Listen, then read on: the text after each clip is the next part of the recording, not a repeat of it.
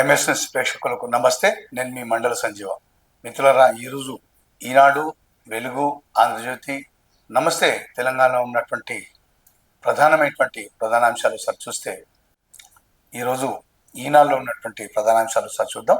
RTC తిరిగిపోదు, అప్పు దొరకదు. RTC సంబంధించినటువంటి వార్త ఇది.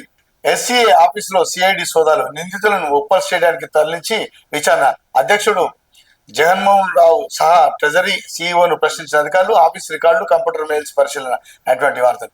ఈయన దగ్గర కూడా 500 కోట్లు. ఛత్తీస్గఢ్ లో ఎన్కౌంటర్, 6 మావోయిస్టుల మృతి అనేటువంటి వార్త.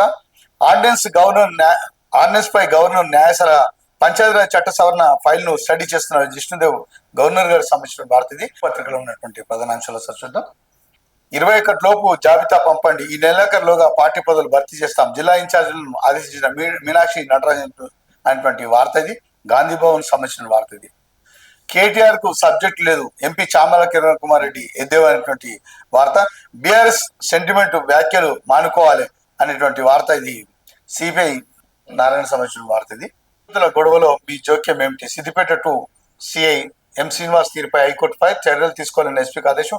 దంపతుల మధ్య నెలకొన్న వివాదాలను కౌన్సిలింగ్ పేట జోక్యం చేసుకున్న సిద్దిపేట సిఐ పైన శ్రీనివాస్ విచారణ చేపట్టాలని ఎస్పీకి ఆదేశాలు జారీ చేసింది.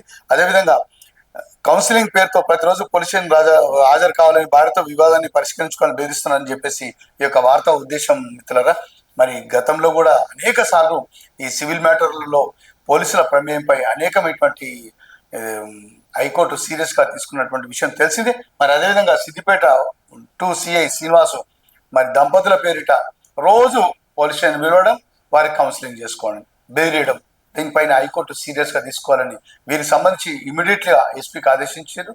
వారు చేసినటువంటి తప్పిదాలపైన ఆ యొక్క సర్వీస్ రికార్డులు కూడా రాయాలి.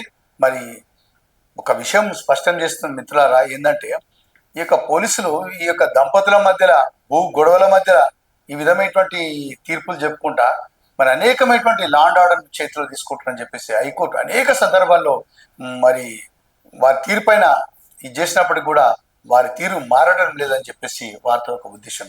జ్యోతి పత్రికలో ఉన్నటువంటి ప్రధాన అంశాలు చూద్దాం. ఎస్సీఏ కార్యాలయంలో సిఐడి సోదాలు, జగన్మోహన్ రావును ఉప్పల్ తీసుకెళ్లిన సిఐడి అధికారులు, ఎస్సీఏ అధ్యక్షుడు ఆయన హయాంలో చేసిన ఖర్చుపై టెండర్ లేకుండా పనులు అప్పగించడంపై ఈడీ దృష్టి. క్విడ్ పో కుంభకోణంలో విచారణ, జగన్మోహన్ రావు ఫైల్. ఈ ధోరణి మరి 500 కోట్లు మరి మొత్తం లూటీ చేసిండు. క్రికెట్ సంబంధించినటువంటి వార్త.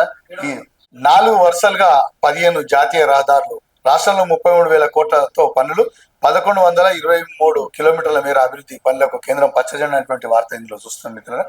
మరి కొండపోత హైదరాబాద్ లో భారీ వర్షం, నగరం అతలాకుతలం అనే వార్త. బాలలకు రక్త పరీక్షలు, ఈ అంగన్వాడికి సంబంధించిన వార్త. బీసీల రిజర్వేషన్ పై ఆర్డినెన్స్ న్యాయశాల అనేటువంటిది గవర్నర్ గారికి సంబంధించిన వార్త. నగదు దొరికితే దోషిన, ఆ డబ్బు ఎవరు ఎప్పుడు ఎలా పెట్టారో తేల్చలేదు అనేటువంటి వార్త ఒకటి ఉంది.